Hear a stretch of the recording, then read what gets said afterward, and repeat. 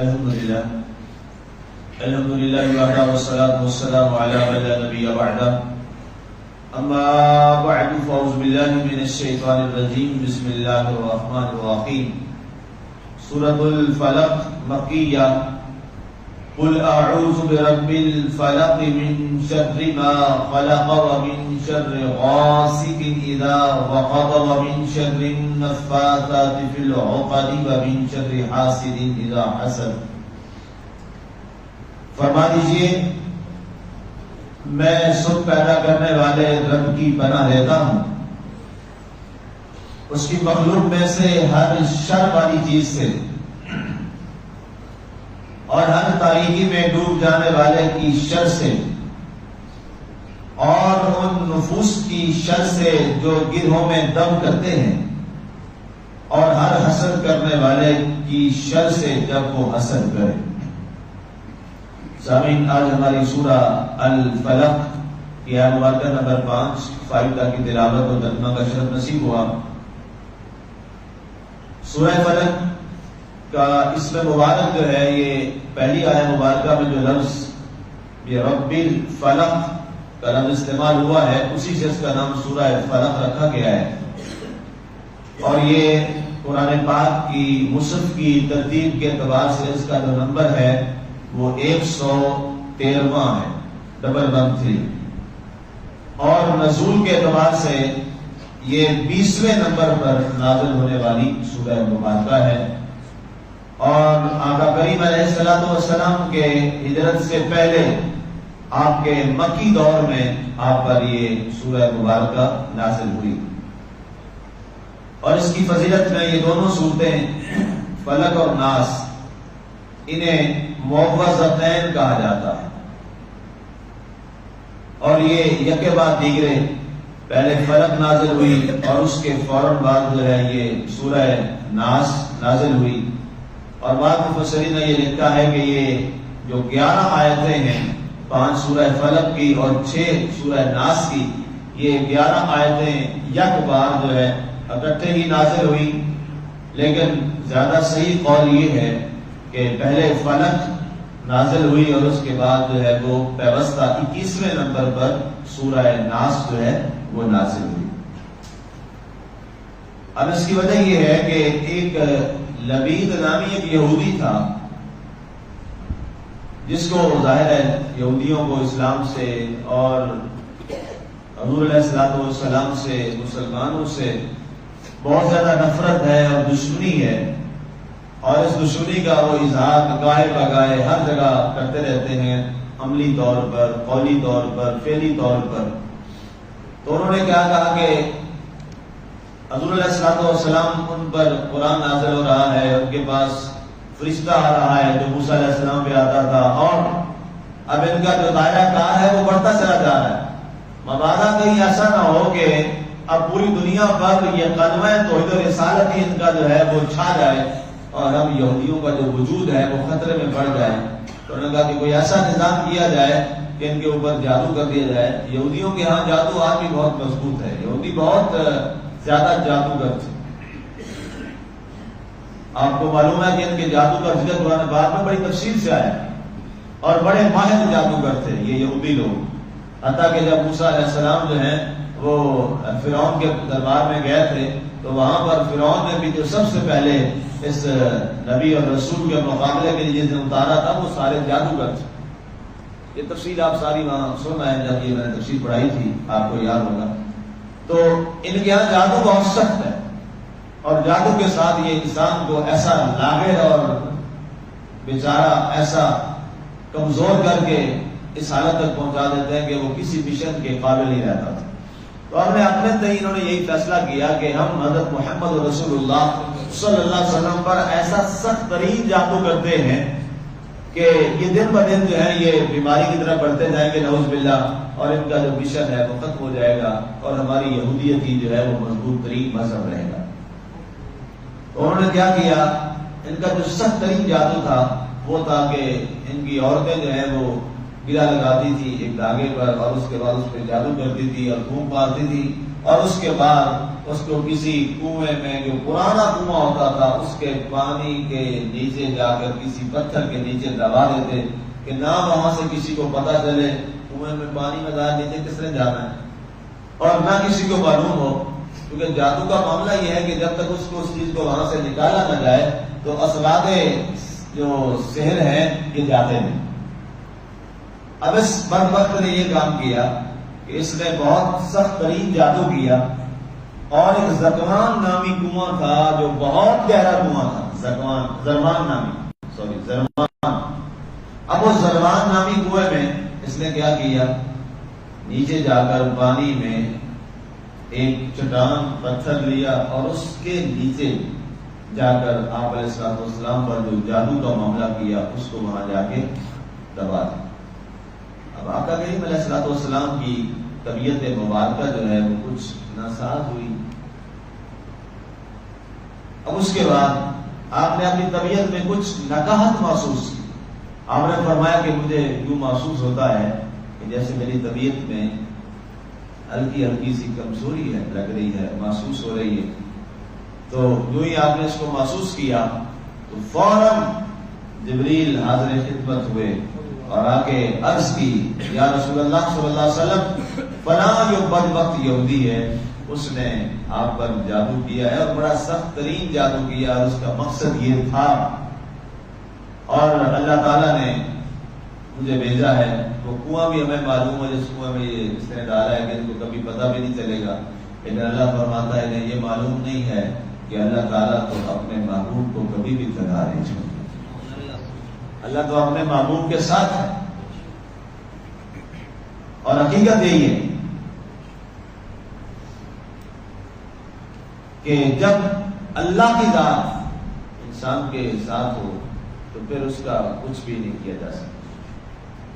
نور خدا ہے کفر کی حرکت پہ خندہ زن، نور خدا ہے کفر کی حرکت پہ خندہ زن، پھوکوں سے یہ چراغ بجھایا نہ جائے گا۔ اب ظاہر ہے یہ چراغ مصطفی وہ چراغ تھا جس نے قیامت تک کے لیے لوگوں کے لیے نور اور روشنی بکھیرنی تھی۔ کیا ہے کہ یہودی لبید بدبخت کے جادو سے یہ چراغ تک بجھ سکتے۔ ستیزہ کار رہا ہے ادر سے تائے روز والے کہا تھا، چراغ مصطفی سے شرار بولہابی۔ یہ ضرور ہے کہ جہاں مصطفی چراغ ہوتے ہیں وہاں بولہاب جیسے شریر بھی ہوتے ہیں، لیکن اللہ تعالیٰ ہمیشہ جو چراغ مصطفی ہوتا ہے اس کو ہی ہمیشہ کے لیے روشن رکھتا، وہی ہمیشہ قائم اور قائم رہتا۔ تو اس پر یہ پھر آیات نازل ہوئی، ارشاد ہوا، قل اے محبوب صلی اللہ علیہ وآلہ وسلم آپ فرما دیجئے۔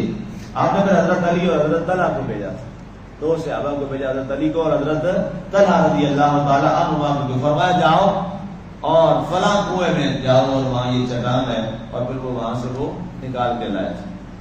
تو اس پر پھر یہ گریں جو تھی ان کو کھولا کیسے گیا، وہ جو 11 گریں لگی ہوئی تھی۔ اب پہلی آیت مبارکہ پڑھی گئی، قل اعوذ برب الفلق، اے محبوب آپ یہ آیت پڑھیے اور اس کے ساتھ جو پہلی گرہ ہے اس کو کھول ڈالیں۔ 11 آیتیں اور 11 وہ گرہیں تھیں، ظاہر 11 آیتیں اتری اسی 11 گرہ کی وجہ سے۔ آپ فرما دیجئے کہ میں اللہ کی پناہ مانگتا ہوں سب پیدا کرنے والے۔ فلق کا سے مانا ہوتا ہے چیرنا، کسی چیز کا کو چیر دینا، یا کسی چیز کا اچانک نکل آنا، ظاہر ہو جانا، پھٹ جانا، کیونکہ رات کی تاریکی کو چیرتا ہوا سورج آتا ہے، تو اس لیے یہ جو صبح ہوتی ہے اس کو کیا کہتے ہیں، فلق۔ میں پناہ مانگتا ہوں اللہ کی، صبح پیدا کرنے والے رب کی پناہ میں آتا ہوں اور اسی کی پناہ طلب کرتا ہوں۔ مالک کی کس چیز سے مالک کی پناہ طلب کر رہے ہیں آقا کریم علیہ الصلوۃ والسلام، اور یہ پناہ طلب کرنے کا حکم کون دے رہا ہے؟ خود اللہ دے رہا ہے۔ اے محبوب آپ فرما دیجئے کہ اعوذ، میں پناہ طلب کرتا ہوں برب الفلق، صبح پیدا کرنے والے رب کی، من شر ما خلق، ہر اس مخلوق کے شر سے جو بھی چیز اللہ نے پیدا کی ہے، جو مخلوق اللہ نے پیدا کی ہے، جو وہ شر پھیلاتے ہیں، اللہ کے نبی اللہ کی بارگاہ میں عرض کر رہے ہیں اے اللہ میں ہر شریر اور شر والی چیز سے تیری پناہ طلب کرتا ہوں. اور ہم سب کو طلب کرنی چاہیے کہ اللہ ہمیں مخلوق کے شر سے محفوظ فرما, شریر لوگوں کے شر سے مولا ہمیں محفوظ فرما. اور اس کے لیے سورہ مبارکہ کا بہترین وظیفہ ہے, یہ سورہ مبارکہ کا بہترین وظیفہ ہے. جادو کا شر ہو یا حسد کا شر ہو یا باقی چیزوں کا شر ہو, یہ سورہ تلاوت کرنی چاہیے. اور اللہ کے نبی صلی اللہ علیہ وسلم اپنے صحابہ کو بہت وصیت فرماتے تھے, نصیحت فرماتے تھے کہ اس سورہ مبارکہ کو کثرت سے پڑھا کرو. دونوں معوذتین کو, ان دونوں صورتوں کو بولتے ہیں معوذتین, معوذتین. دونوں صورتوں کا جو ہمارے علماء کے ہاں نام مشہور ہے وہ ہے معوذتین.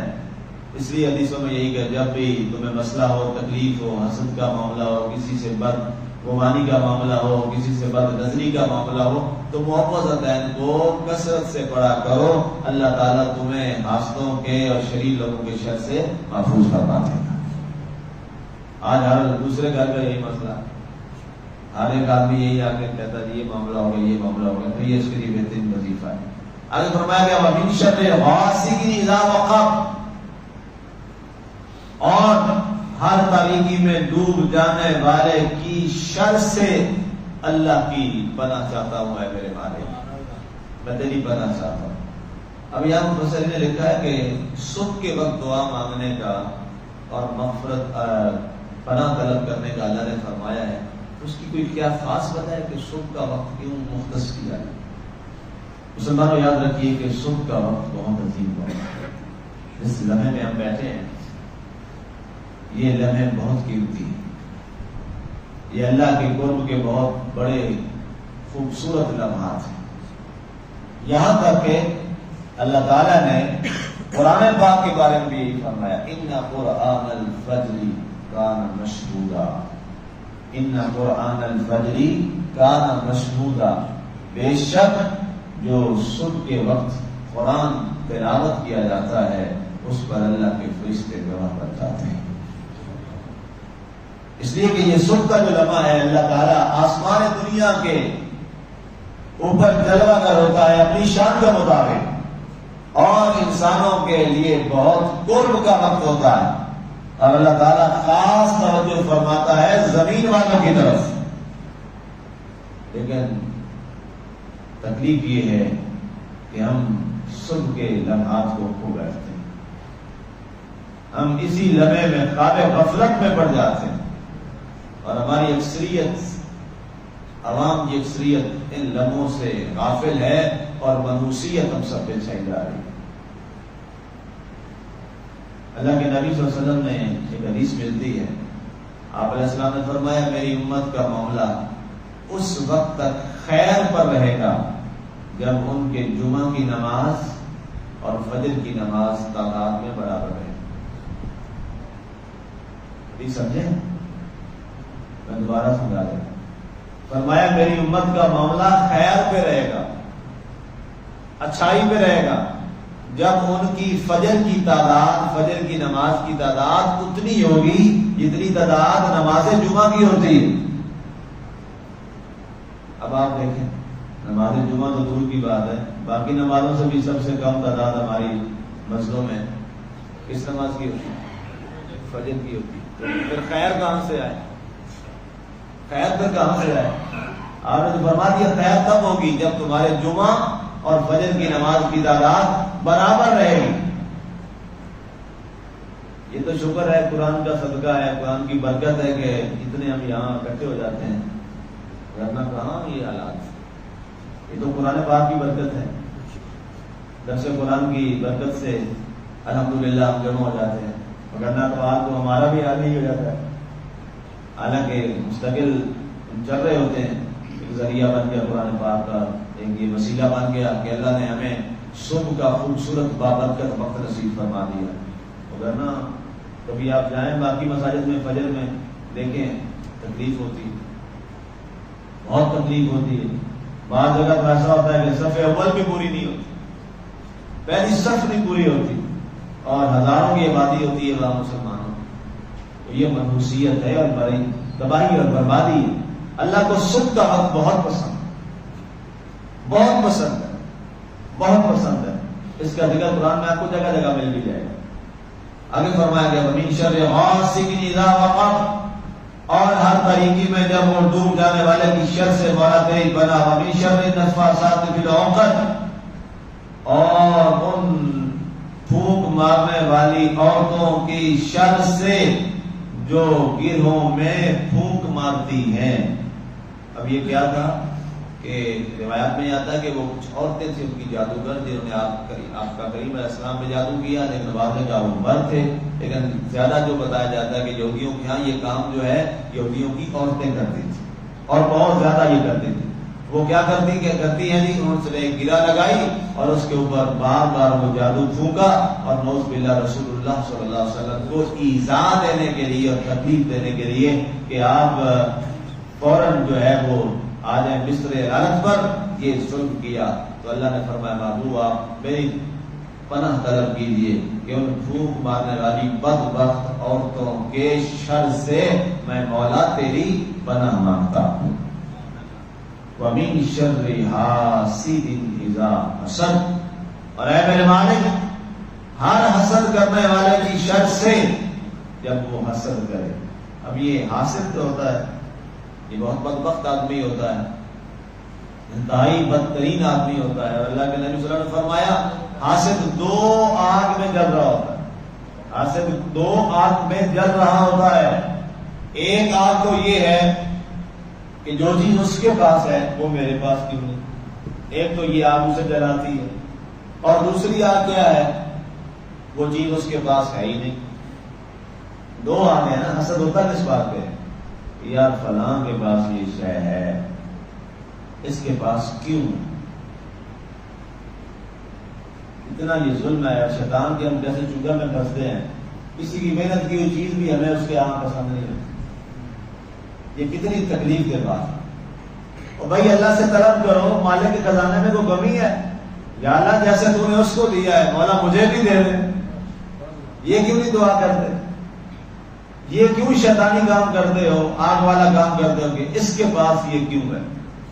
یہ ہوتا ہے کہ اس سے ختم ہو جائے، یہ تو کنگاری ہو جائے، یہ تو بھوکا ننگائی ہو جائے، یہ اس چیز سے محروم ہو جائے.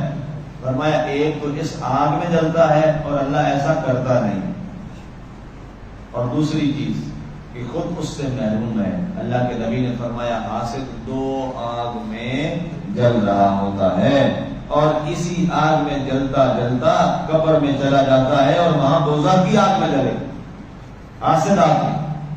اور اتنا سخت الفاظ ہے حدیث پاک کے آپ سن کے حیران ہو جائیں گے. اللہ کے نبی صلی اللہ علیہ وسلم نے فرمایا ان الحسد یأکل الحسنات کما تأکل النار الحطب.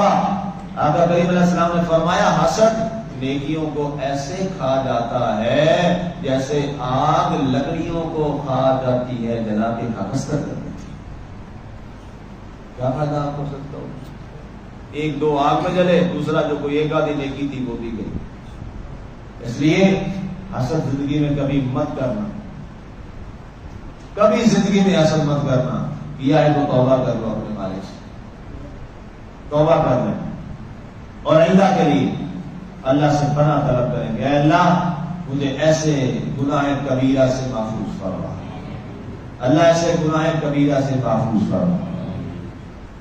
اور آقا کریم کو بھی یہ دعا سکھائی گئی اور قیامت تک ہر امتی کو یہ دعا سکھائی جا رہی. وَمِن شَرِّ حَاسِدٍ إِذَا حَسَدَ وَمِن شَرِّ حَاسِدٍ إِذَا حَسَدَ.